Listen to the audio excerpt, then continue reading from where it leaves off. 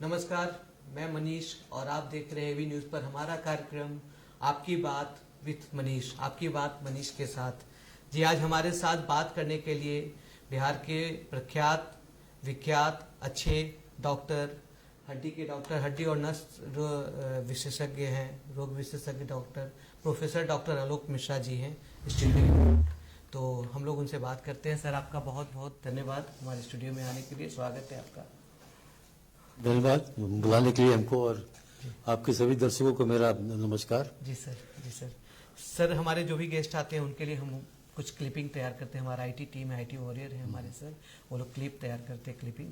तो हम चाहते हैं कि पहले वो क्लिपिंग देखा जाए सर। जी। आलोक मिश्रा बिहार के जाने मानी प्रख्यात हड्डी एवं नस रोग विशेषज्ञ हैं और पटना मेडिकल कॉलेज हॉस्पिटल में प्रोफेसर भी रह चुके हैं। ये जब 1973-74 में राजेंद्र मेडिकल कॉलेज रांची से मेडिकल के छात्र थे, इस समय जेपी आंदोलन शुरू हो रहा था और डॉक्टर मिश्रा के बारे में कहा जाता है कि शुरू से ही क्रांतिकारी विचार के व्यक्ति रहे। इसी क्रम में अपने छात्र जीवन में ही यह जेपी आंदोलन से जुड़ पड़े और बढ़ चढ़कर जेपी आंदोलन में अपनी सहभागिता निभाई। इसी क्रम में यह जेल भी गए। हालांकि उनके बारे में बताया जाता है कि जेपी आंदोलन के दरमियान जेल से छूटने के बाद उन्होंने देखा कि आंदोलन के बाद भी वही भ्रष्टाचार, वही लाल पिता शाही कायम है। यह बातें उन्हें काफी पीड़ा पहुंचाई। इसके बाद उन्होंने अपना ध्यान पूर्णतः पढ़ाई की ओर लगा लिया। उसके बाद वह हजारीबाग आए, जहां से उन्होंने अपने विभाग में एमएस किया। इन्होंने सर्जन के रूप में काफी काम किया, विभिन्न प्रकार की सर्जरी की, जिसमें हैंड सर्जरी इन्होंने काफी किया। प्रोफेसर डॉक्टर आलोक मिश्रा जमीन से जुड़े रहने के कारण आर्थिक रूप से कमजोर लोगों का मुफ्त इलाज भी किए, जिसके लिए इन्हें राज्य सरकार, भारत सरकार एवं राज्यपाल द्वारा सम्मानित भी किया गया है। प्रोफेसर डॉक्टर आलोक मिश्रा के बारे में बताते चले कि रिटायरमेंट के बाद भी यह पारस मेडिकल हॉस्पिटल पटना से जुड़े रहे हैं और हड्डी रोग विशेषज्ञ के रूप में पारस हॉस्पिटल में डीएनबी के विद्यार्थियों को पढ़ाते भी रहे हैं। फिलहाल प्रोफेसर डॉक्टर आलोक मिश्रा प्रधानमंत्री नरेंद्र मोदी एवं बिहार के मुख्यमंत्री नीतीश कुमार के प्रमुख सलाहकार रह चुके प्रशांत किशोर द्वारा निर्मित संगठन जन स्वराज के साथ जुड़े हुए हैं एवं अभी भी पूर्वी चंपारण में जन स्वराज के संरक्षक के तौर पर अपनी भूमिका निभा रहे हैं। उनका मानना है कि जन स्वराज ही बिहार राज्य के लिए आखिरी उम्मीद है। ये जिस विधानसभा क्षेत्र से आते हैं, वहाँ के लोगों की इच्छा है कि प्रोफेसर साहब जन स्वराज की तरफ से 2025 विधानसभा का चुनाव लड़े। जी सर, आपका तो अभी हम लोगों ने क्लिपिंग देखा है, थोड़ा अपने बारे में और भी बताएं सर, जो इसमें छुटा हुआ हो। जैसे आपने बताया, मेरा नाम डॉक्टर आलोक मिश्रा है। जी। मैं पटना मेडिकल कॉलेज में प्रोफेसर था। जी सर। वहाँ से सेवानिवृत्त हुआ हूँ। उसके बाद मैं पारस अस्पताल में पोस्ट ग्रेजुएट टीचर था और हैंड सर्जन था। पर जन स्वराज से जुड़ने के पश्चात हमने पारस में काम करना बंद कर दिया है। जी जी। और अंशकालिक जन स्वराज से जुड़े हैं अभी हम। जी जी। और इसके पूर्व में पढ़ाई मेडिकल कॉलेज में, पिछले लगभग 30 साल का मेरा अनुभव है पढ़ाने का मेडिकल कॉलेजों में। सर, आप जेपी आंदोलन से भी जुड़े हुए रहे हैं। पॉलिटिकल सिनेरियो अगर देखा जाए सर, तो उस समय जेपी आंदोलन में से जुड़े हुए लीडर्स और आज के लीडर्स में आपको क्या अंतर लग रहा है सर, या उस आंदोलन के बारे में कुछ बताएं सर। ऐसा है कि उसमें तो हमारी उम्र रही होगी 23-24 साल होगी उम्र। मैं फाइनल ईयर का स्टूडेंट था पर रांची मेडिकल कॉलेज में। लेकिन ऐसा संस्कार हमको लगता है, हमको अपने परिवार से मिला। चंपारण आंदोलन में मेरे ग्रैंडफादर बहुत सक्रिय भागीदारी थी और गांधी जी के बहुत नज़दीक थे वो।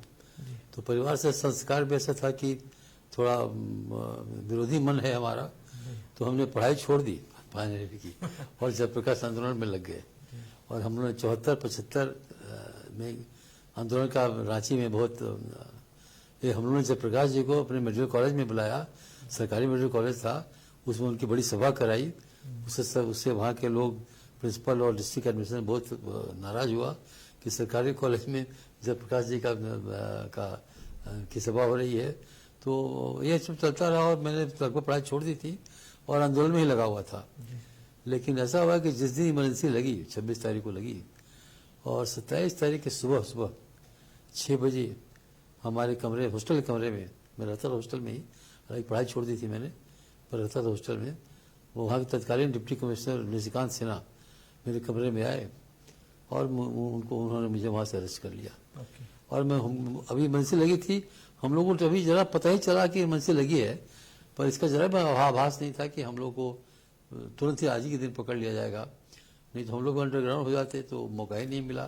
फिर उसके बाद लंबी यात्रा जेल में हम लोग झेली। फिर जब जेल से बाहर निकल के आए तो बहुत निराशा हुई कि जिस चीज़ के लिए हम लोग, मतलब हम लोग तो यंग थे और उसमें तो आदर्शवादी होता है आदमी, युवा आदमी ज़्यादा आदर्शवादी होता है। अच्छा। और जब बाहर निकल के आए तो मतलब जैसी व्यवस्था थी वैसी व्यवस्था, बल्कि उससे और ख़राब व्यवस्था देखने को मिली। तो हम लोग बहुत निराश हो गए। फिर मैंने अपनी पढ़ाई शुरू कर दी और मैंने पढ़ा। फिर मैंने MS किया ऑर्थोपेडिक्स में। फिर मैं टीचर बन गया मेडिकल कॉलेज में। और फिर यात्रा चलती रही और अभी सौभाग्य मिला है कि प्रशांत किशोर जी से जुड़ा हूँ। आपने बहुत बड़ी बात बोली सर कि युवा लोग ज़्यादा आदर्शवादी होते हैं। ये युवाओं के लिए बहुत बड़ा संदेश है, अच्छी बातें हैं सर युवाओं के लिए। सर आप डॉक्टर हैं सर, तो as a doctor sir Bihar की स्थिति क्या है सर मेडिकल कॉलेजेस की? लगता है क्या और भी कॉलेजेस होने चाहिए, पढ़ाई होनी चाहिए, क्या है, कैसा लग रहा है? आप सेटिस्फाइड हैं सर? ना, नहीं सेटिस्फाइड है। नहीं है। ऐसा है कि देखिए हम तो सरकारी कर्मचारी थे, भी सेवानिवृत्त हैं। जी जी। पर तो सरकार के बारे में ज़्यादा बोलना सरकारी कर्मचारी के लिए शोभनीय नहीं होता है। लेकिन इतना मैं बता दूं कि बिल्कुल ही संतोषप्रद नहीं है यहाँ की व्यवस्था। देखिए कोई तो बात है कि बिहार के लोग मेधावी होते हैं, इसमें कुछ संदेह नहीं है। जी सर। और बिहार के लोग मेहनती होते हैं क्योंकि पूरे हिंदुस्तान के कल कारखाने बिहारी मजदूर चलाते हैं। और किसी भी जिले में देश से चल जाइएगा वहाँ आपको बिहार के डॉक्टर, इंजीनियर, IAS IPS मिल जाएंगे, तो मेधावी होते हैं। फिर भी बिहार राज्य का, देश का सबसे पिछड़ा, सबसे बेरोजगार, सबसे अशिक्षित, सबसे लाचार राज्य क्यों है? इसको समझना, उसको गहराई सोचना पड़ेगा। वही दशा मेडिकल कॉलेज की भी है। मेडिकल कॉलेज की वही दशा है, वैसे ही है। इसमें मूलभूत परिवर्तन की आवश्यकता है और सरकार को उसके लिए थोड़ा संकल्प लेना पड़ेगा और उसको नीचे से, मतलब नीचे से सुधारना होगा। ऊपर से जो विंडो ड्रेसिंग कहते हैं उससे नहीं सुधरने वाला है। ये व्यवस्था बिल्कुल ही खराब हुई है। जी सर, आपका देख रहे थे सर कुछ विजुअल में हमने देखा कि आपने फिंगर कटा हुआ है सर, उसको भी ऑपरेट कर मतलब उसके बाद by training I am hand surgeon. Okay. तो हैंड सर्जन तो ऐसा हुआ कि वो तो मैंने किया ही है। तो ऐसा हुआ कि 2002-03 में एक योजना बनाई भारत सरकार ने, WHO ने एक योजना बनाई। उसमें देश के 5 मेडिकल कॉलेज को चुना गया जहाँ पर हैंड सर्जरी करके लेप्रेसी कुछ रोगियों के हाथ खराब हो आते हैं। वो बिल्कुल ठीक होते हैं पर उनका हाथ नहीं काम करता है, इसलिए वो बेचारे लाचार हो जाते हैं। क्योंकि कोई उनको खाना खिलाए, कोई कपड़ा पहनाए, कोई उनका एक्टिविटी डेली लिविंग कराए। तो ये योजना बनी कि उन लोगों का हाथ ठीक कर दिया जाए तो वो लोग भी समाज में आपके मेरे जैसे काम करेंगे। जी सर। समान लोगों की जरूरत, वो बल्कि अपने लिए कमाएंगे, परिवार के लिए कमाएंगे। जो लाचार बने हैं, लाचार हो गए हैं, इसकी योजना बनी और हम लोगों ने उसके लिए सजी एक प्रोजेक्ट बना। उसमें PMCH में WHO, बिहार गवर्नमेंट, भारत सरकार और भी संस्थान, ह्यूमन फाउंडेशन ऑफ बेल्जियम, इन लोगों ने मिलकर बनाई योजना और 5 मेडिकल कॉलेज को चयनित किया WHO ने। आपको सुन के बहुत खुशी होगी कि पटना मेडिकल, मैं ही उसका लीड सर्जन था और पटना मेडिकल कॉलेज में हम लोगों ने देश में लगभग 10 साल में सबसे ज़्यादा सर्जरी की। अखबार में भी सब छपा समाचार। और हम लोगों को फिर बुलाया गया दिल्ली, तो हमको बताया गया कि आप अपना मॉडल बताइए कि क्या है कि अन्य राज्यों में, अन्य जगहों में क्यों नहीं हो सका। हम वहाँ गए और भारत सरकार के और सभी राज्य के लोग आए और हमने वहाँ एक प्रेजेंटेशन दिखाया वहाँ पर भारत सरकार के सामने, वहाँ सब लोग थे। और फिर उसके बाद फिर हम लोग आए तो फिर हुआ कि PMCH में इसका बड़ा कार्यक्रम होगा, यहाँ से ट्रेनिंग होगी सर्जनों की, ताकि चूँकि इतनी संख्या है कुछ रोगियों के हाथ, खराब हाथ वाले रोगियों की इतनी बड़ी संख्या है। समझिए कि बिहार में ही अभी आज के दिन 2.5 लाख मरीज ऐसे हैं, ये डाटा WHO का है, जिस सिर्फ हाथ के चलते कोई काम नहीं कर पाते हैं, लाचार हैं। और हाथ बन जाए उनका तो वो भी आप हमारे आपके से काम कर लेंगे, समाज में सम्मिलित हो जाएंगे। पर ये भी कार्यक्रम हमारे सेवानिवृत्त होने के बाद बंद हो गया। तो सरकार ने क्या के मन में क्या था मैं नहीं कह सकता, लेकिन ये कार्यक्रम तो बिल्कुल बंद है। WHO भी वापस चला गया, डेमिन भी चले गए, सासाकावा जापान जो जापानीज थे वो भी चले गए। अब तो बिल्कुल ही बंद है कार्यक्रम। सर आपका प्रोफाइल देख रहे हैं तो आपका शुरू से छात्र जीवन से आप राजनीति में घुसे, मतलब कहा जा सकता है कि आप sir politician turn doctor turn politician, फिर से आप पॉलिटिक्स में जुड़ गए हैं सर। तो अभी आप जन सुराज, प्रशांत किशोर जी द्वारा जो निर्मित जन सुराज संगठन है, उससे आप जुड़े हुए हैं सर। कैसे इसमें जुड़ गए सर? देखिए, संस्कार से ही हमारा थोड़ा विरोधी मन है जी। और इस व्यवस्था से हम बिल्कुल संतुष्ट नहीं है और आप भी नहीं होंगे शायद। तो जब ये मौका मिला, जब प्रशांत जी अब यहाँ आए बिहार, तो उन्होंने, मेरा घर चंपारण में है, चंपारण से उन्होंने अपनी यात्रा शुरू की जी। और वहाँ मेरा सौभाग्य मिला मेरा उनसे संपर्क में आने का। जी। और फिर मैं उनके जनसुराज जुड़ गया और अभी मैं पूर्वी चंपारण का जनसुराज का संरक्षक हूँ। संरक्षक है, अच्छा। सर, आपको ये ऐसा लगता नहीं है सर कि जन सुराज मतलब ये दिल्ली नहीं है सर, कि जहाँ पे 25-30 लोग मंच पर इकट्ठा हुए, भूख हड़ताल किए, आंदोलन किए और राज्य के मुख्यमंत्री बन गए? ऐसा दिल्ली नहीं, यहाँ पे बहुत स्ट्रगल करना होगा। स्ट्रेटजिस्ट होना देखिए, सर, वो जो पॉलिटिकल। देखिए, जब दिल्ली का जो मॉडल जी बता सर, रहे हैं, जी सर। वो आंदोलन से उपजी पार्टी थी, अन्ना हजारे की। जी। ये आंदोलन तो हम लोग कोई कर नहीं रहे, हम लोग संपर्क कर रहे हैं।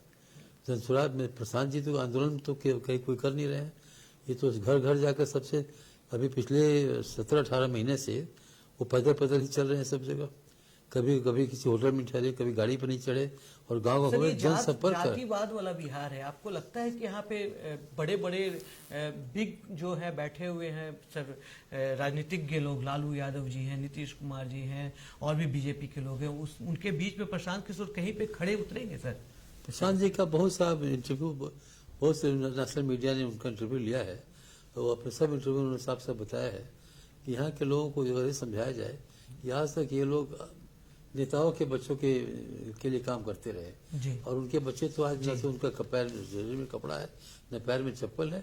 और ये बात समझाने में प्रशांत जी काफी सफल हुए, जो मेरा अनुभव है। और हमको लगता है कि विधानसभा चुनाव के समय तक ये पार्टी पूरी तरह से तैयार होगी बिहार में बदलाव के लिए। मतलब जैसे मैंने भी बहुत बार बोला है सर कि जेपी आंदोलन से जो निकले जितने भी फर्जी लीडर्स हैं, उनके बच्चों का अब, आज के जो युवा राजनीतिज्ञ हैं, उनके बच्चों का अब झोला ढो रहे हैं। पहले के लोग उनका झोला ढोए, आज के दिन में उनके बच्चे लोग का झोला ढोया जा रहा है। ऐसा ही है सर। इसी के विरोध में प्रशांत किशोर जी रोड पे निकले। ऐसा है कि प्रशांत किशोर जी इसलिए आए कि आपको उनके बारे में क्या बताएं, सबको पता है क्या है वो। जो काम कर रहे थे वो काम तो कर सकते थे, काम थोड़े बंद हो गया, वो इलेक्शन तो हो ही रहा है। लेकिन बंगाल के चुनाव के बाद उन्होंने सोचा कि हमने इतना किया, 10 राज्य में उन्होंने चुनाव कराए, फिर उन्होंने उनका ये अपना निर्णय था। आप लोग पता ही हो, तो नीतीश बाबू के साथ भी यहाँ थे, मोदी जी के साथ भी वहाँ अहमदाबाद उनके घर में रहते थे। फिर उन्होंने अपना ये संकल्प लिया कि अब हम इतना कर चुके, अब हम बिहार के लिए कुछ करेंगे। देखिए, वो मतलब मेरा ही मानना है कि हम लोगों ने जीवन में जो भी हासिल किया, जो भी कुछ किया, उसमें मिट्टी का कुछ कर्ज तो है हम पर ना जी। तो हम हासिल कर लिए, तो मिट्टी का कर्ज तो चुकाना भी चाहिए ना कुछ।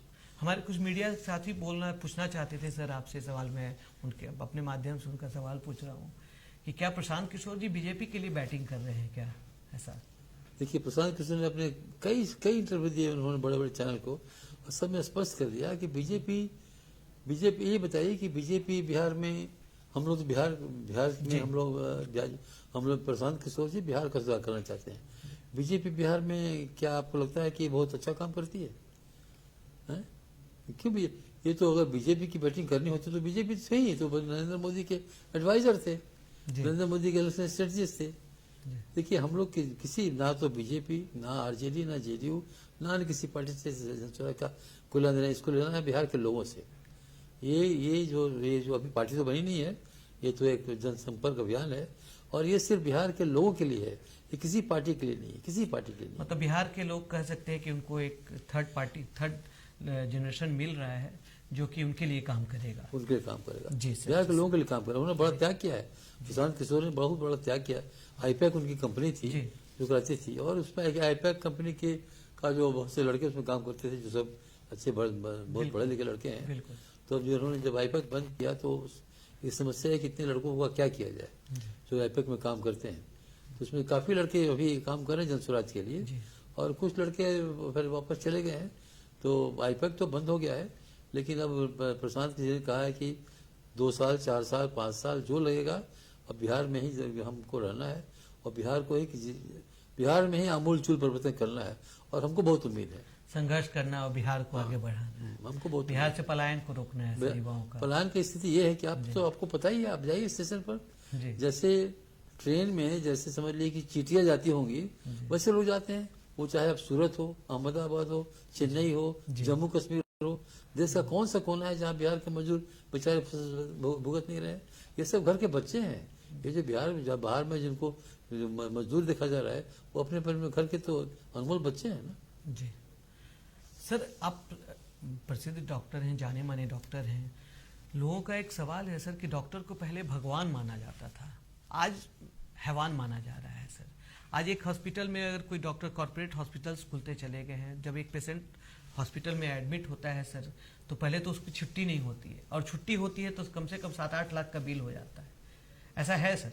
बिल्कुल है। इसका मेरा जो अनुभव है, जी सर, मेरा व्यक्तिगत अनुभव है कि जब से चिकित्सा में कॉर्पोरेट कल्चर आया, जब कॉर्पोरेट देखिए, मेडिकल तो पहले तो क्या था, मेडिकल कॉलेज थे, अस्पताल थे, अंग्रेजी के जमाने से चल रहे थे और उसमें अच्छी सेवा होती थी, सब लोग की सेवा ही हुई है।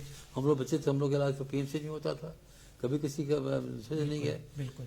लेकिन जब ये बन गया बिजनेस फॉर बिग बिजनेस, जो बड़े बड़े बिजनेस हाउसेज हैं, जिसको कहते हैं कॉर्पोरेट कल्चर, जब हेल्थ का कॉर्पोरेशन हो गया तो ये सबसे बड़ा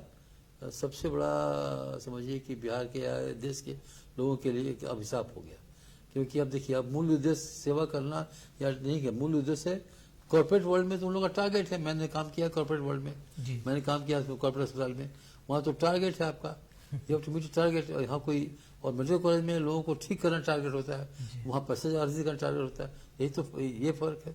इसमें जनता पिस रही, गरीब लोग पिस रहे हैं।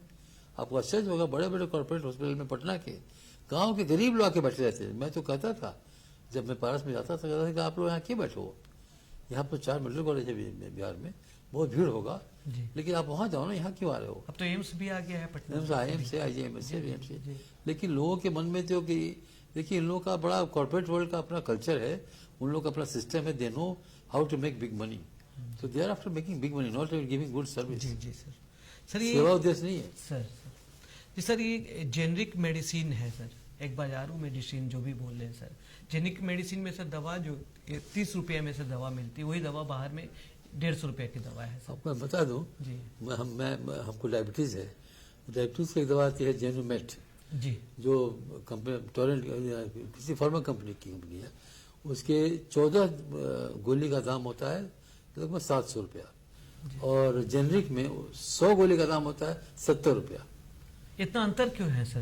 अंतर कारण देखिए, ये जो फिर वही बात, कॉर्पोरेट वाली कॉर्पोरेट बात है, फिर वही बात है। जी सर, जी सर। देखिए, कॉर्पोरेट वर्ल्ड तो जेनरिक उन मेडिसिन लोगों का टारगेट है कि भाई टू मेक मनी, जी। Target is not to help somebody और हेल्प द सोसाइटी और हेल्प। तो कोई क्वालिटी का अंतर तो नहीं है सर? कोई अंतर नहीं क्या है जेनरिक मेडिसिन होता है? जेनरिक मेडिसिन भी सब टेस्ट से पास किया जाता है, जी, जी, जो ये मेडिसिन आते हैं, और इसमें कोई अंतर नहीं होता है। और अभी जो जनौषधि की जो शुरू हुई है व्यवस्था, तो आपको पता होगा कि बहुत सी दवा की दुकान बंद हो रही है अब। जी, बहुत सी दवा की दुकान बंद हो रही है। मतलब आम जन सर सीधा जाके जेनरिक मेडिसिन ले सकते हैं जनौषधि से, और लगभग सब अस्पताल के पास जनौषधि खुल गया है। जी, जी। एक बड़ा क्रांतिकारी कदम हुआ, बहुत क्रांतिकारी। क्योंकि फार्मा कंपनी भी, मतलब आपको मैं क्या कहूँ, शायद बोलना ठीक नहीं होगा, फार्मा कंपनी का उद्देश्य पैसा कमाना है। चलिए, तो अच्छा बात है, हमारे साथ डॉक्टर साहब हैं और उन्होंने साफ कहा है कि आप जेनरिक मेडिसिन आराम से जाकर ले सकते हैं, किसी तरह का उसमें कोई चेंजेस नहीं है जो बाजारू मेडिसिन आपको मिल रहा है। सर, अभी थोड़ा पॉलिटिकल पे आ जाते हैं सर। लोकसभा चुनाव चल रहा है सर, तो पॉलिटिकल लीडर्स जो है सर, आज के दिन में बड़े बड़े नेता जो है मंच पर बेहोश हो जा रहे हैं। गर्मी बहुत ज्यादा है सर, या तो बहुत ज्यादा चलना पड़ रहा है, उनको क्या प्रिकॉशन लेने के लिए आप बोल रहे हैं? देखिए, गर्मी के लिए तो ये आम सबको बताया जाता है। जी सर। और जो भी लोग धूप में बाहर निकल रहे हैं और उन लोगों की मजबूरी है धूप में निकलना, तो सबसे बड़ी बात है कि देखिए, उन लोगों को मतलब ऐसा साथ रखना ये व्यवस्था कि ORS जरूर हो उन लोगों के पास, जी, ORS का पाउडर जरूर उन लोगों के पास हो, और पानी का थर्मस जरूर हो उन लोगों के पास। और करना ही चाहिए कि अगर कोई भाषण कर रहे हैं तो आप थोड़ी थोड़ी देर में थर्मस से पानी निकाल के पीते रहिए और भाषण देते रहिए। बल्कि और अगर बार बार बोलने से तो गला भी खराब होता है। इसमें हम लोग का सुझाव होता है कि उसमें आप चाय भी बना सकते हैं, थर्मस में चाय बना लीजिए, उसमें नमक डाल दीजिए और एक एक सिप चाय पी के और बोलिएगा, तो गला जो लोगों का फंस जाता है वो कम जी। होगा। और रिहाइड्रेट करना है, पानी तो हमेशा पूरा पीना है। जी, जी। पानी पीना ही जब प्राण बचाएगा इसमें। और बीच बीच में जनता के बीच में घूमते भी रहना है आपको, ऐसे भी कि 5 साल पे एक बार आपको जाना इसलिए चाहिए। थर्मस तो सबको जरूर, हालांकि देखते किसी को रहता नहीं है, लेकिन थर्मस जरूर रखना चाहिए अपने पास, जरूर। और आदत भी बनाना होगा सर हाँ, कि जरूर बनाना होगा, बीच में yes। जनता के पास आपको घूमते रहना है, ताकि 5 साल में एक बार जाने की आवश्यकता नहीं पास है। है। जी सर, जी सर। सर सबसे बड़ा सवाल है कि लोग परेशान हैं सर, आमजन परेशान है, उनको लगता है कि नेताजी 5 साल पे हमारे पास आ रहे हैं, हमारे लिए कुछ नहीं हो रहा है सर। तो ऐसी क्या उम्मीद सर प्रशांत किशोर जी से लोग कर सकते हैं कि उनसे उम्मीद लोग लगाए? बिल्कुल, हर पंचायत के लिए जी, आप लोग को जानकारी में दे दूं, जी, हर पंचायत, जिस पंचायत में वो गए हैं, एक टीम चल रही है उनके साथ, जो कि इसमें सब IITians और IIM के लड़के हैं सब। अच्छा, वो हर पंचायत का सारा डाटा ले रहे हैं। और प्रशांत जी डाटा के तो अब पता है कि डाटा ही उनका काम है। जी, और इस डाटा को वहाँ हैदराबाद के उनके सेंट्रल ऑफिस में डाटा का एक्सेस करें। और हर पंचायत के लिए अलग से वहाँ हम लोग वो लोग बना रहे हैं प्रोजेक्ट कि अगर प्रशांत जी सत्ता में आए या उनके प्रधान जी आए या जनसुराज, जो लोगों की पार्टी, लोगों का की सरकार बने, तो हर पंचायत के लिए एक ब्लूप्रिंट है। और अभी चुनाव के पहले हर पंचायत को वो दिखाया जाएगा कि आपके पंचायत के ये प्लान है, अगर आपको अच्छा लगे तो आप स्वीकार कीजिए, नहीं उसको आप फेंक दीजिए। हर पंचायत के लिए ये जो प्रशांत जी ने जो कदम उठाया है, एक क्रांतिकारी कदम है। ऐसा न भूतो न भविष्य की, और इतना योग्य आदमी, इतना योग्य, इतना सफल। सर हमारा बिहार सर जंगल राज से आज सर हम लोग सुख राज जो बोल रहे हैं, सुशासन की राज बोल रहे हैं, बोला जाता है। क्या सर जंगल राज में सही में डॉक्टर्स लोग ज्यादा चिंतित रहते थे क्या, परेशान हुआ करते थे? ऐसा था जी कि हम आपके अनुसार जंगल राज था हम सर? तो PMC में काम करते थे। जी, तो जब सुबह हम अस्पताल पहुंचे थे 9 बजे, जी, तो रोज एक मिलता था कि इस डॉक्टर की गाड़ी छीना गई। एक दिन ऐसा नहीं बीता जब ये नहीं सुने कि किसी डॉक्टर की गाड़ी नहीं छीनाई। और हमारे साथ अपने साथ अच्छा, हमारे घर में जी, शाम के 7 बजे। जी, और मतलब क्या कहें, वो तो जंगल राज जो हमने नहीं कहा, ये तो कोर्ट ने कहा। तो कोर्ट तो जुडिशल कोर्ट तो किसी बात को कंसीडर, कोर्ट का ओपिनियन कंसीडर होता है ना। जी, कोर्ट ने कहा कि जंगल राज है। जंगल राज में किसी को कोई संदेह है? बिहार के बाहर किसी को संदेह नहीं कि वो 15 साल जंगल राज है। बिल्कुल। तो ये सुशासन की राज चल रही है सर? पहले 5 साल तो बहुत अच्छा हुआ। अच्छा, अच्छा, और उसके बाद नीतीश जी पता नहीं कहाँ भटक गए। उसके बाद तो कुछ किया नहीं, उसके बाद तो ज्यादा कुछ नहीं हुआ। प्रशांत जी ने जो बताया था 7 निश्चय, वो भी नहीं कर पाए। जो प्रशांत जी ने बताया था 15 के चुनाव में, वो सब तो ये कर नहीं, इच्छा शक्ति नहीं थी या पता नहीं क्या बाधा थी। आखिर प्रशांत जी से जिनका अलगाव क्यों हुआ? क्योंकि प्रशांत जी के सुझाव पर ये लोग काम नहीं कर रहे थे, तो प्रशांत छोड़ के चले गए यहाँ से वापस पे। तो अभी तो जो स्थिति है आपको पता है। सर एक कॉमन क्वेश्चन है देखिए, सर, बिहार सबसे जी, गरीब, जी, सबसे बेरोजगार, जी, सबसे अशिक्षित, सबसे जी, लाचार राज्य है। तो आखिर सुशासन है, तो ये कैसा सुशासन है? यहाँ के लोग सबसे गरीब हैं, सबसे अशिक्षित हैं, सबसे बेरोजगार हैं, सबसे बीमार हैं। हाँ सर, आप मेहसी विधानसभा क्षेत्र से आप आते हैं? पिपरा विधानसभा क्षेत्र से आते हैं।